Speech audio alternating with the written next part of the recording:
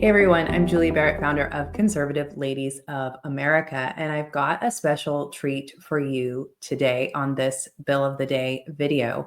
We're going to be talking about House Bill number 1 in the state of Idaho. This is a school choice bill, but is it really? And what does school choice really look like? So I'm excited to be joined by Senator Scott Herndon from Idaho today. We're going to talk about this bill and his thoughts on it and his thoughts on school choice in general. And what does that really look like from a conservative perspective? So, hey, Scott Herndon, Senator from Idaho, Northern Idaho. You are a father of 8 children and you are married 26 years. Did I get it right? Something like that. I kind of lose track. We have a Sometime you lose track, 28-year-old right? daughter, so it's piling on the years at this point. That's awesome. And you are a home builder. So you have Right. been a business owner for a long time and you were elected in 2022. And I've been following you on X, I think, since probably about the time you took office. And you're a strong conservative. You are part of the Freedom Caucus Correct. there. And I'm currently acting as their executive director as well. Just helping guide all of the legislators that are in the caucus, which we have quite a few right now in the House and the Senate. That's awesome. And I love that you are not afraid to call out policies and people that are not acting in a conservative manner and with conservative policies and values. So I appreciate that because I think so many of our elected officials aren't doing that for one reason or another. But specifically, I invited you to chat with me today because I saw you post on X about a specific school choice bill. And in your post, you were talking a lot about the bill and how it's not really school choice, it's not really educational freedom. As I have gotten into kind of the world of legislation over the last few years, at first I thought school choice sounded good, and then as I've sort of popped the hood on school choice, as I like to say, I've sort of changed my position and kind of think the things that, as far as policy wise with school choice, aren't necessarily what a lot of citizens have come to believe. So can you share a little bit about what is this bill? What does it actually do? And how is it not educational freedom? Sure. Well, I'll give you a little bit of background on all of our school choice efforts in Idaho so far, and we haven't passed really any so-called school choice at this point. And the background is like a lot of states in the Idaho Constitution, we have a requirement that the Idaho legislature is to provide for a system of free, common public schools. We became a state in 1890. In Idaho, in the territory days, we became a territory in 1863 by proclamation of President Abraham Lincoln. And right away, the first government was all local, paid for by property taxes, and usually involved schools. So public schooling as a concept has been around since Dewey in the mid 1800s, basically.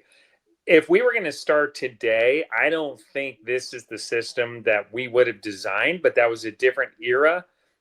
And because it's in the Constitution, that's what we have. And the constitutional requirement in Idaho specifically says that the legislature is going to provide for a system of free, common public schools that is uniform and thorough.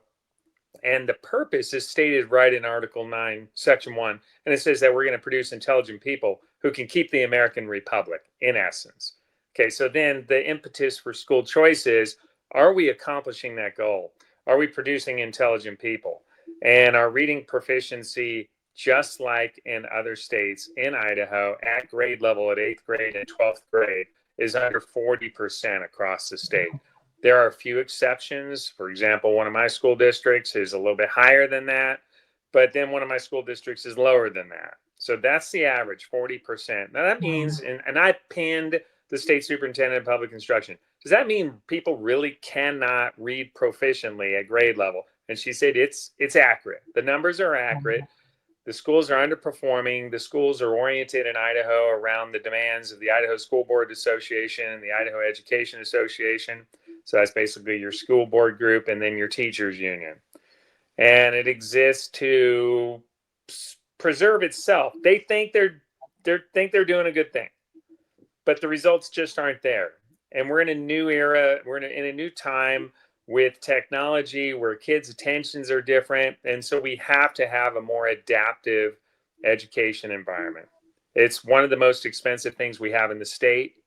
It costs Idaho between $3.5 and $4 billion. Medicaid's the only thing that costs us more. So it's the second most expensive state government item. And so a few years ago, we started saying, and I would say conservative interest groups, especially from out of state, started saying, we need to bring school choice into Idaho. The way we fund schools today, and this is how I'm going to introduce you to the bill that's currently on the table. The way we fund schools today is we basically, and a lot of people don't know this about Idaho, on the Joint Finance and Appropriations Committee, which is 10 senators and 10 House members, that's where all our spending bills start. And in that committee, we set the total school budget among various buckets. So there's multiple bills that make it up. But in essence, if we spent $3.5 billion last year, the way that politics being a game of reality and election cycles every 2 years, almost the approach almost every year is we funded it at $3.5 billion last year. We got to make sure we funded it at least $3.5 billion this year and add some. Right. And that's the way a lot of people approach it. Somewhat legitimate in the sense if you're going to maintain the current system, and let's assume everything was going well, we obviously have price inflation. So that's legitimate from that perspective. But it's not producing results. And when we talk about accountability, I always tell people, because the governor, when he talks about school choice, he'll say, well, we can do some school choice, but it's got to have accountability. Let me tell you what accountability we have for our public schools. The money left the state treasurer and arrived at its destination, the local school district. As long as it went from the treasurer to the local school district, accountability was 100%. It got where the money intended to go. There's no tie of the money to the performance of the students. So that brings us to the challenge of how do we change the system to improve the results and keep schools focused and being successful on improving student outcomes. And I do think the right answer is don't tie the money to the institution, tie it to the individual student. And we have done a lot in school choice. We've allowed open enrollment. So no matter your zip code, you can choose any public school in the state. And if they have an opening, you can truly go to that school. So if you live in Sandpoint, you can go to the school district 60 miles north in Bonners Ferry. And it's just as available to you as the ones in Sandpoint. We have charter schools. We greatly increased the number of charter schools. Some of them are using Hillsdale curriculum, which is great. So that's public school funding going to charter schools. And now we get into the realm of should the government be paying to send kids to private school or private school tutors or to homeschool? And the argument from the school choice folks is, from the conservatives on the school choice side, is if we send money for homeschooling and private schooling, it's going to draw people out of the public schools and they'll go take advantage of these more competitive educational options that produce better results. And then the public schools are going to have to compete with that. The problem is the way the bills keep being designed is in order to ever possibly get to that destination, we have to create a whole new government program, which for a conservative is really hard to swallow. Right. If we're honest, the bill in question is HB1. It's been filed as a personal bill, which means it actually won't become law, but it's being touted as the model school choice legislation designed as a tax credit. But the trick is it's a refundable tax credit. And what that means is it's not that you incur school expenses as a parent for your private school and you deduct them on your income tax return. It's more like the child tax credit on your federal income tax return. If you have a kid that's not in the public school, then you can simply make that claim on your tax return. You don't have to produce the actual expenses and receipts to the government, and they will give you up to $9,500 according to this bill for your private education of your student. And that's even if you owe $0 in income tax. Well, who's paying that $9,500? The other taxpayers. Right. So brand new government program, HB1 specifically says that we would budget up to $250 million for the program on a first come, first served basis. If you do the math, they're basically figuring 20 to 30,000 private school students take part. But I thought the goal was to get kids out of public school. We don't really know how many would take part. but it's a whole brand new bucket of spending. They're not going to take it from the public education budget. They're going to take it from growing tax revenues is where they're going to take it. And so now we're going to have two parallel government programs for education, one brand new one. And I honestly don't think that that's a conservative approach. And I have ideas about how we should do it, but that is not it, in my opinion. Wow. So that would add a substantial amount of money to the government spending in Idaho, which it would. The total budget right now is $14 billion. If we gave a tax cut of $300 million, which I hope that it can be accomplished this session, that would be considered generous. And here we're talking about a brand new $250 million program in year one. That could be a lot more in year 2, 3, and 4 and going forward.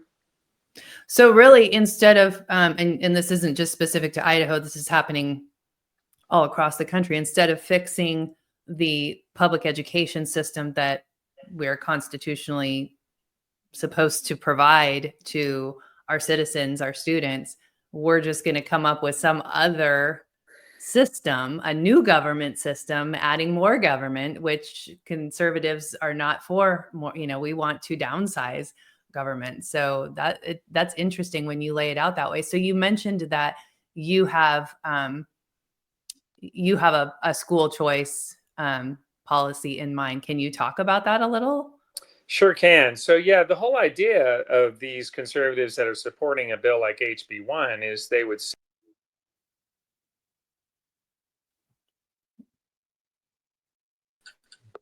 there we are again. Okay, over time, they would say that public school students would be peeled out of this public school system and choose the private school option, and that then the legislature could stop funding the public schools at the same level. But I think you and I both know, I personally don't know of a single government spending bucket that has decreased in the entire 20 years that I've been paying attention to Idaho state politics. And we don't see government cut itself. I've been a consultant for the LA County, Los Angeles County public schools before, and we would introduce new systems that would theoretically allow them to cut staff and old systems, and they wouldn't do it. So the new system would just add costs, and it would just grow the overall budget. And 10 years later, they never made any cuts. So I think what you have to do if you want to improve the current system, what you have to do is change how that system is currently funded. You have to tie the money to the student, and you have to tie the money to academic results. As long as you're going to have the requirement in the Idaho Constitution that we provide for this system, then let's go ahead and make this system truly accountable. Absolutely. And wherever that student decides to go, as long as that student is achieving performance, the government will fund that, and that will create the actual performance metric and the actual accountability and the actual desired results. And over time, I think that's what we're looking for. That will create the cost efficiencies. Now, there's a lot of hurdles between here and there. If we get a whole bunch of legislators in the room and the ISBA and the IEA into a room, we can't seem to come into agreement on how to do it. But that's really the only option. If conservatives think we're going to add a new government program, what's going to actually happen is like what's happened in other states is 70% of the people who partake in school choice programs are not in the public school system to begin with. So now you really just created what I call a brand new government welfare program. That's what it is. It's a government benefit at the cost of other taxpayers, which is by definition a redistribution of wealth. Well, the whole point of homeschooling or sending your kids to private school is because you want to get the government out of your child's education. You want to privatize that education. You want to keep it close to the family. And so here, if you're for that type of school choice, you're just inviting the government to come in because, as we both know, with government money comes government strings. Mm-hmm. And I can tell you that Homeschool Idaho has been one, in particular, a group that's been very successful at making sure that you can homeschool with true freedom from government regulation. We have no government regulation of homeschools here. I've homeschooled all my kids. I appreciate that freedom. It's one of the reasons I moved to Idaho over 20 years ago.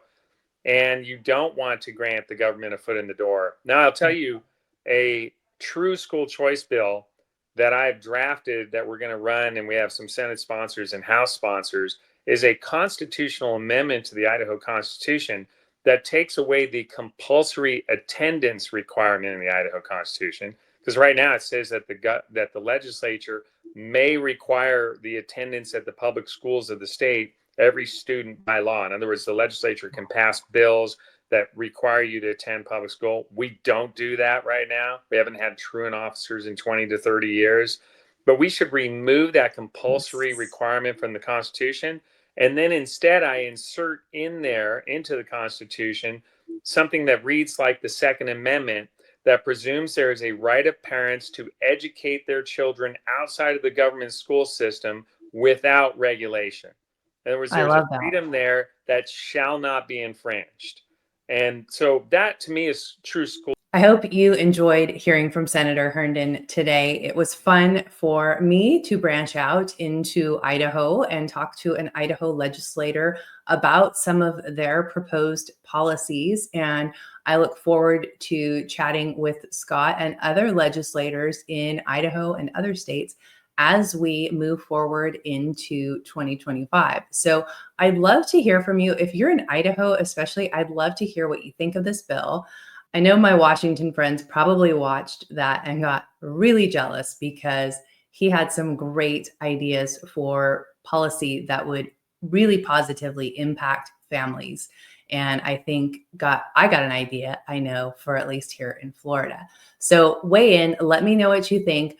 Also, be sure to share this video with other conservative parents especially, and start spreading the word about school choice. We really need to be having this discussion about what true school choice is, what education freedom looks like. And we need parents to be weighing in on that so that they can give their kids the best quality education available. So thanks for watching. Thanks as always for engaging. Make sure that you have subscribed to the channel and don't forget to share this video with friends. See you again next time.